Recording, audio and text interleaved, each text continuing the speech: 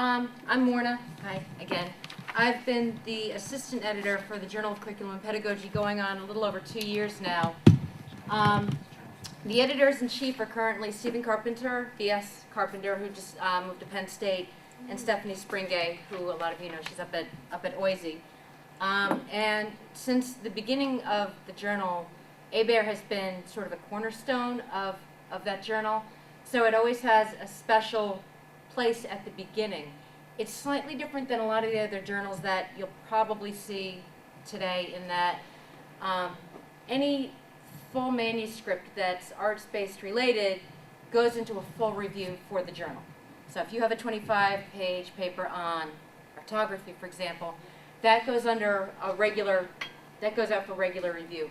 In addition to that, we have the ABER section, which are the pieces that go to me that I send out for review and help process in the editorial process, that are briefer. They're typically about, in Microsoft Word before they go to print, approximately 10 to 12 pages long. So they're more like a sampling of the work. So if you are working on a larger project and wanted to include sort of a sample of it or a piece of it, sometimes artists and scholars will include a poem and then a framing around that poem, or a few samples of artwork, of photography, or a piece of a play, and then the framing around that. So they're typically shorter. And I say that because anything that's ABER, our new grad assistants just kind of tag to me, and I'm like, no, this is 25 pages. I don't review that now. Anyway, this is the recent call for papers that is for the ABER strand specifically, which some of you may or may not have seen. It's been online for quite a while now. However, we just made a shift to tailor. Oh, thank you. Wow, that's great. We just made a shift to Taylor and Francis.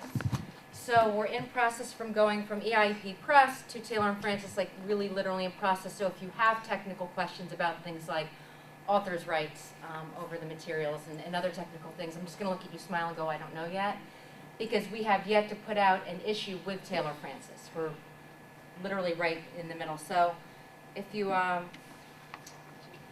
I go up here, I guess, I'm not an Apple person, sorry. I wanted to show you the new website so at least you can see where you would submit.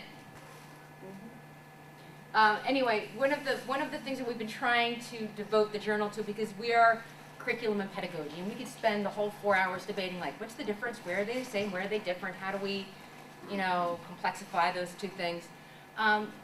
But really what we're looking at is not only the theorizing of art in education, art in theory, arts-based educational research, right, because they're all kind of related to each other, but this idea of arts-based educational research as a form of arts-based social action.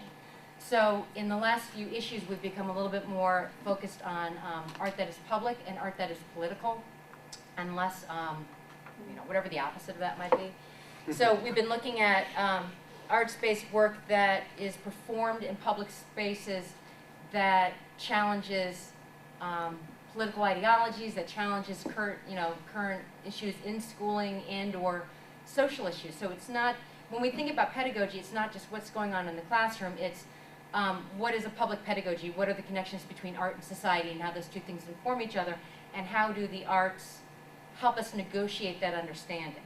So typically what I get are two different forms of manuscripts. One is one that's written in a more traditional format. Traditional meaning, you know, just paragraph after paragraph. You know, you cite your your review of the literature, and you talk about the project. But it's a traditional sort of research written format about something that's going on that's arts-based in nature. The other manuscripts that we commonly get are ones that are arts-based in nature. So it's a whole lot of collage art, or it's a whole lot of just really grounded in a poem or a play script or something of that nature. So the visuals of it are just dramatically different. It's arts-based research, but it's exploring non-arts issues. So how would you use, for example, I have this wonderful artist I've been talking with who does black and white photography of the Mexican-American wall, because she lives down in Texas, and she did these amazing string of photos of different positions, her positionality around the wall, but then talking about issues of immigration. So that would be another example. She's not talking about arts-based educational research or the current state of it or arts and education, but she's using it as a vehicle to have a discourse around these political, social issues, geographic, spatial, and whatnot. So this is the Taylor and Francis site. And if I put in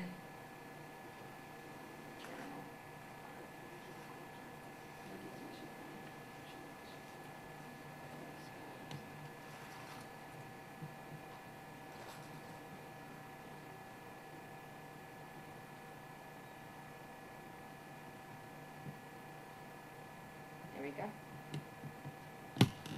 Very open to a lot of formats and open to folks who want to present on any number of issues. But again, really what we've been trying to gear towards is this idea of something that's political, something that's geared towards social action, and something that's public, as opposed to whatever the opposite of that might be. Anyway, that is the website. I know it is because I checked it before I came here, just to make sure this wouldn't happen to me. But if you go to the Taylor and Francis website, or if you go to the link that's on the top of the call for papers, you'll see how you submit. And it does say, and I ask you this if you do want to submit to the journal, to cite it as an ABER piece.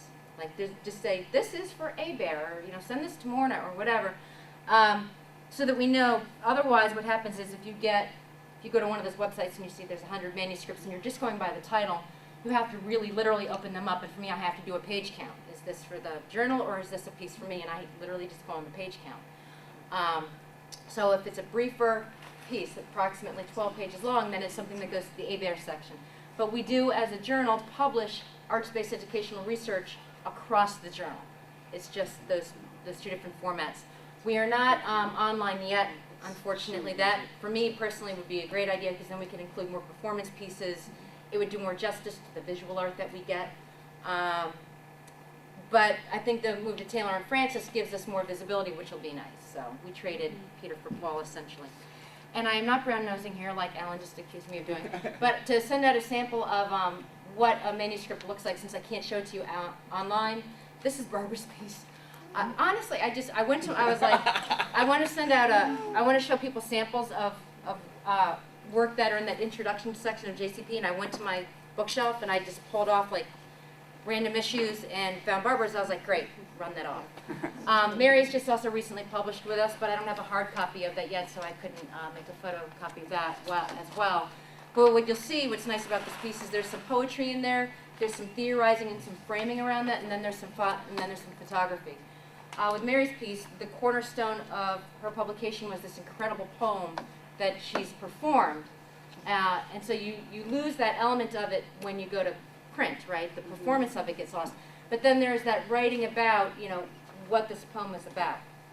So the poem is the cornerstone of the piece, but then to just submit something in and of itself, unfortunately, isn't enough. I usually send it back and say, please frame this for us, please contextualize. What is your relationship to this? Where does it fit in the larger scheme of academia or public pedagogy? So it is, I think, hard for a lot of authors to get something significant down to 10 or 12 pages. It is a trick. But we do produce some really, really amazing works from some really amazing arts-based scholars. So I hope to, please send me things. Please send me good things that make me happy to review. Or if you have any questions, I have had people to send me emails and go, is this a fit? And then I'll just reply and say yes, no, or maybe, or if you do this, or if you change that. But if you have any questions, especially if you're new to this, there are no dumb questions. And you learn that there are a lot of ways to understand arts-based research, and it can feel really confusing because the answer is yes, no, and maybe all at the same time. So if you're not sure if what you're doing is... I noticed student artwork, and that there were some teachers in the room. And, yes. Can you briefly explain that a little bit more? Or is that not under your purview? No, that's under my purview, and anything that's on that piece of paper is under my purview. That's for the ABER section. I'm glad you mentioned that, and I'm sorry I didn't, but I've yet to get a manuscript come across my computer that involves K-12 classrooms. All right, no, I lied. Sorry. Saskia Still, who is going to be, she and I are working on an upcoming issue in which she's a part, where she did a community garden with some students up in Canada. But that's the first one that we've really gotten that includes K-12 students. So if you are doing any kind of arts-based work in your classroom practice, we encourage that because that's that pedagogy piece as well as how does arts-based educational research inform what we do in the K-12 setting. So Thank you. absolutely, if you're thinking about something, send it to me. Thank you. Thank you for pointing that out. I'm sorry I missed it.